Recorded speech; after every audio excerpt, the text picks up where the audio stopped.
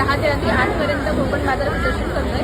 की आम्ही कोकणातल्या बऱ्याच वस्तू घेऊन आले. त्यामध्ये विड्याची भांडी आहे, काजूगर आहे, कोकम, आगळ, मसाले, वेगवेगळ्या प्रकारची लोणची आहे, वेगवेगळ्या साईजमधल्या विळ्या आहेत, अशा कितीतरी वस्तू म्हणजे आंबा सरबत, खोबरावडी, आंब्याची वडी, कैरीची वडी, अशा बऱ्याच वस्तू तुम्हाला बघायला मिळतील. तर नक्की या, भेट द्या आणि तुम्हाला जे काही हवं असेल ते घेऊन जा. आज सकाळ सकाळ शनिवारचं आवरून निघालो आम्ही कोकण बाजारला, जो आमच्या मुलुंड ईस्टला आहे.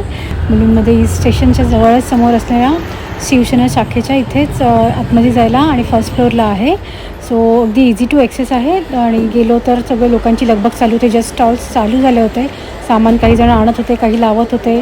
सगळीकडे लगबग गर्दी होती आणि खूप सुंदर सुंदर डिझाईनचे नेकलेसपासून, देवींचे मुखवट्यापासून कपडे, ड्रेसेस, ड्रायफ्रूट्स आणि बरंचसं काय काय होतं तिथे. म्हणजे कोकणातला वेगवेगळा मेवा आणि कोकणी खाजा आणि भरपूरसे पदार्थ होते. शून्यातून विश्व उभारणाऱ्या अशा एक मराठी उद्योजिका तिथे आल्या होत्या. कोकणी बायल माणूस, त्या म्हणजे निशा आजगावकर. त्यांना पण भेटायची आज उत्सुकता होती. बघती तर इतकी गर्दी होती त्यांच्या स्टॉल पुढे. त्यांची लगबग चालली होती. लोक भेटत होते, सेल्फी काढत होते, फोटो काढत होते, तिच्याशी बोलत होते.